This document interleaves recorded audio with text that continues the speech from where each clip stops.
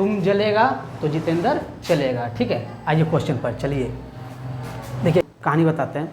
वही बोल रहे थे लोग तुमसे जलता क्यों है, तो हम उसको बोले बहुत अच्छा से, अगर 50 में से 25 जलने वाला ना हो तो जीने का मज़ा क्या है। जलने वालों की संख्या बढ़ना चाहिए, है ना, बाकी दोस्तों का संख्या तो बढ़ा हुआ ही है। तो कहने का मतलब ये है कि तुम जलेगा तो जितेंद्र चलेगा। ठीक है, आइए क्वेश्चन पर चलिए। देखिए क्या बोल रहा है, एक शंकु की ऊंचाई 16 सेंटीमीटर है और आधार की त्रिज्या 12 सेंटीमीटर है।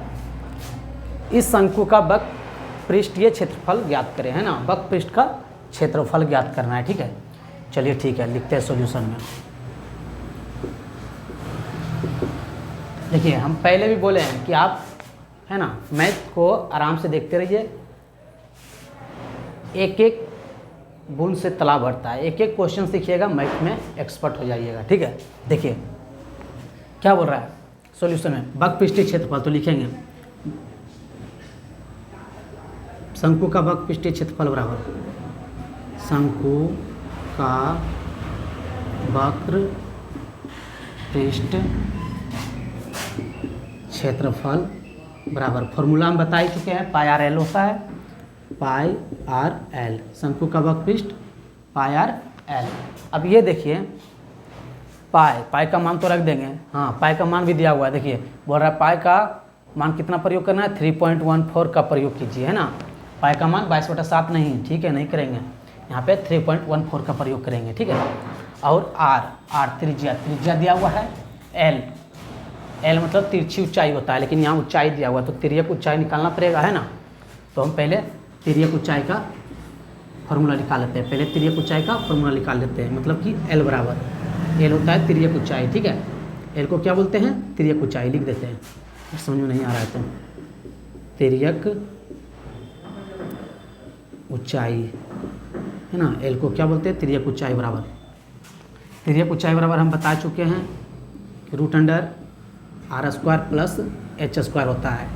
आर जहाँ त्रिज्या है, आर क्या है, त्रिज्या है, एच क्या है, ऊंचाई है, ये ऊंचाई है, और एल निकालना है तिर्यक ऊंचाई। ठीक है, चलिए देखिए आर का मान कितना दिया हुआ है, 12 सेंटीमीटर, यहाँ पे दिया हुआ है त्रिज्या 12 सेंटीमीटर, तो 12 का स्क्वायर प्लस एच ऊंचाई कितना दिया हुआ है, 16 सेंटीमीटर, है ना, 16 सेंटीमीटर लिखेंगे, 16 का स्क्वायर। अब आप यहाँ ये देखिए कि दोनों का स्क्वायर लिखेंगे, क्या लिखेंगे, स्क्वायर लिखेंगे, 12 का स्क्वायर 144 प्लस 16 का स्क्वायर, 15 का स्क्वायर 225, 16 का स्क्वायर 256 लिखेंगे, 256। अब दोनों को जोड़ते हैं, देखिए 6 4 10 10 का 0, 5 4 9 9 1 10 10 का 0, 2 1 3 3 1 4, 400, है ना।